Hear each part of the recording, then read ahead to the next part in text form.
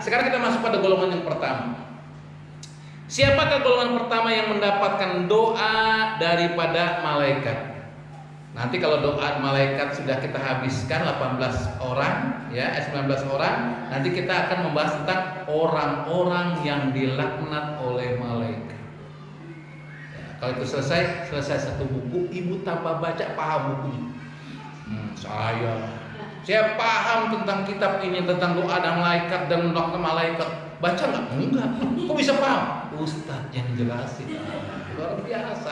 Yang baca saya. Yang dapat ilmu? Salah, saya juga dapat juga. Ya, duanya dapat insya Allah. Ya. Nah, golongan yang pertama adalah permohonan ampun para malaikat bagi orang yang tidur di malam hari dalam keadaan suci. Artinya memiliki wudu. Itu orang kayak begini, kata Rasulullah, adalah orang yang akan didoakan malaikat.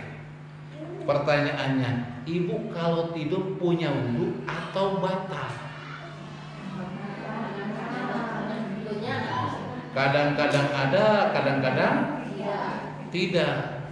Kalau ibu ikut mazhab Syafi'i ya Imam Syafi'i itu kalau suami iseng nyentuh ibu langsung batal. Wudu lagi, sentuh lagi, wudu lagi, sentuh lagi, wudu lagi. Akhirnya apa? Akhir bulan bayar air mahal. Kalau pakai pam. Ya. Kalau luar negeri musim dingin masuk rumah sakit karena airnya dingin. Ya kalau dia pakai musim pemanas airnya enak dipakai tapi bayaran listriknya mahal. Makanya kalau ada masalah colek-colek suami istri, ibu milih mazhab apa, Bu? Mazhab apa? Syafi'i. Ya enggak, silakan ya. Nah, jadi kayak begitu ya. Nah, jadi kalau ibu ingin mendapatkan doa malaikat adalah lakukan wudu sebelum tidur. Ya. Dan wudu itu tidak perlu banyak air, Bu. Saya pernah nonton di sebuah YouTube seorang syekh mengajarkan kepada kita berwudu dengan satu gayung air. Ya. Tapi memang tidak sempurna sebagaimana walaupun bukan jatuh pada haram.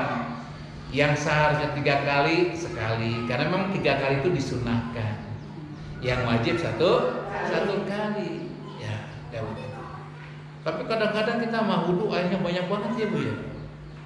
Kadang-kadang kita airnya besar. Makanya kalau kita pergi ke Madinah, kita pergi ke Mekah melaksanakan umroh sama haji, semoga berangkat semua. Ya, yakin ibu berangkat, Bu? Insya Allah yakin, Bu. Masalah kemudian belum berhasil berangkat, tidak berhasil berangkat ke sana, kalau ibu sudah niatkan, nilai pahalanya ibu mendapatkan niat haji dan umroh, karena innamal a'malu binniyat. Maka tanamkan di hati ibu. Jangan mikir orang saya miskin kayak gini mana mungkin saya bisa berangkat haji. Jangankan untuk masalah berangkat haji, makan aja susah. Yang memanggil haji sama umroh siapa emang, Bu? Duit. Yang manggil siapa?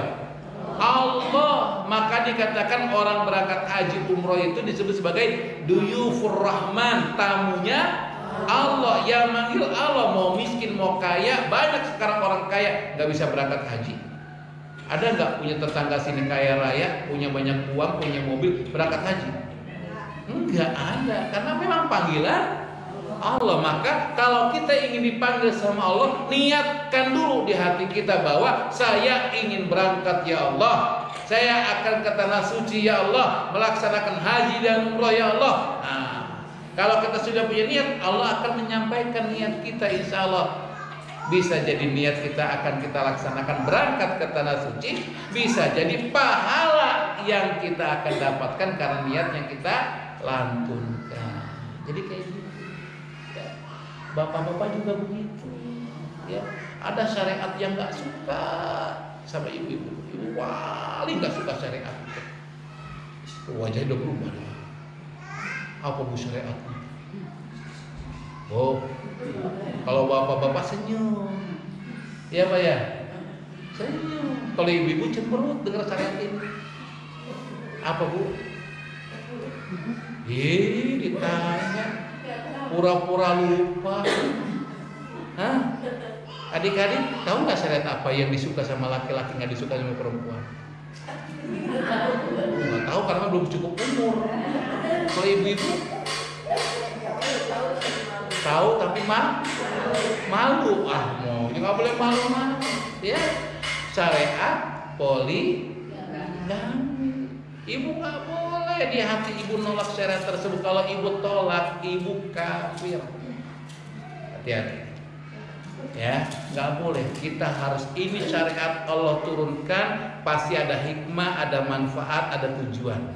Cuman masalahnya laki-laki kagak bener. Itu aja masalahnya. Itu dalam pelaksanaannya. Ya Pak.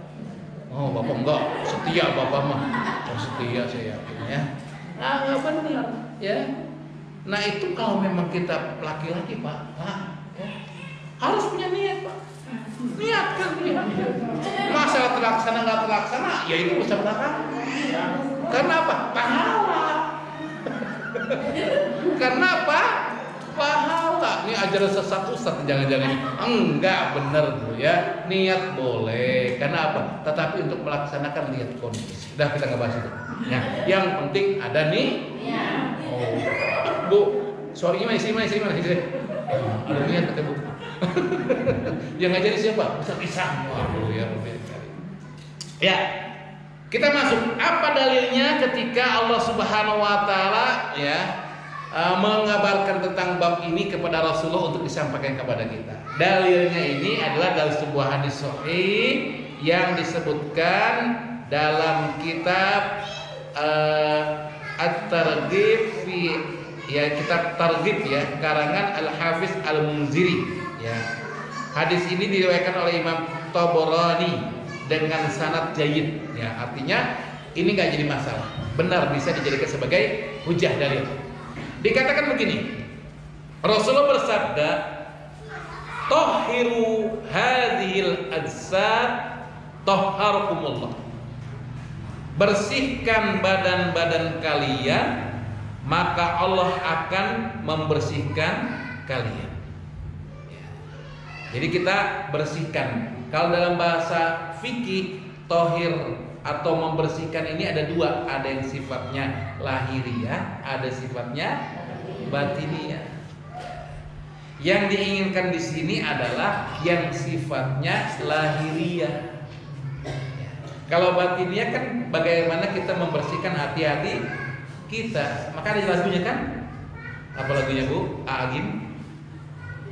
Jagalah hati, jangan dikotori. Udah seperti itu ya, saya nggak hafal. Jadi jangan dipinta, Ustaz lanjutkan, nggak hafal saya. Ya. Saya tuh hanya hafal satu lagu saja, masih ingat sejak kecil sampai sekarang. Judulnya Pembunuhan. Benar. Ustaz kok galak banget lagunya Pembunuhan. Benar itu. Saya diajarkan kecil itu. Judulnya Potong bebek angsa, masak di kualiga, ona minta dan apalagi ketahuan orang-orang zaman jadul ya. Ini nggak hafal yang kecil-kecil ini nggak. Tahu nggak? Wih tahu juga wah. Kira saya lagu-lagu ini lagu untuk zaman kita dulu ya Bu ya. Jadi yang diinginkan oleh Allah Subhanahu Wa Taala di sini yang Rasul ucapkan, bersihkan tubuh kita, maka Allah akan membersihkan kita. Bayangkan Bu, Rasul memberikan perumpamaan. Bagaimana bila ada orang tinggal dekat kali, ya, kemudian dia setiap hari mandi 5 kali, bersih nggak Bu? Bersih, pasti. Nah kita diperintahkan untuk berwudu. Berapa kali wudunya Bu? Berapa kali Ibu kalau wudu? 5. Aduh pelit banget Bu. Jadi nggak pernah tahajud ya, nggak pernah duha ya. Yang wajibnya, alhamdulillah. Kan saya tanya wudunya Bu, bukan wajib atau sunat. Berapa kali Ibu wudu, gitu kan? Jadi Kata Rasulullah, bersihkan. 5 kali kita berwudu yang wajib. Bayangkan, itu udah bersih tubuh kita. Makanya kalau orang-orang Islam nanti ketika dibangkitkan pada hari kiamat, itu paling mudah dikenal dibandingkan umat yang lain. Karena apa, Bu? Karena wajah-wajah kita, tangan-tangan kita, kaki-kaki kita bercahaya. Kok bisa bercahaya, Ustaz? Karena berwudu yang kita lakukan. Jadi wudu yang kita lakukan itu akan mengantarkan tubuh-tubuh kita yang tersentuh air itu akan bercahaya. Jadi gampang kenalkan umat Islam. Jadi dikumpulkan manusia sejak zaman Nabi Adam sampai dengan nanti manusia terakhir, paling gampang umat Islam diketahui. Karena apa? Karena terang tubuhnya. Luar biasa, Bu. Itu baru wudunya aja, belum sholatnya lagi. Baru wudunya aja sudah memberikan cahaya pada bagian tubuh kita ini. Bagaimana dengan sholat? Pasti sholatnya lebih dahsyat.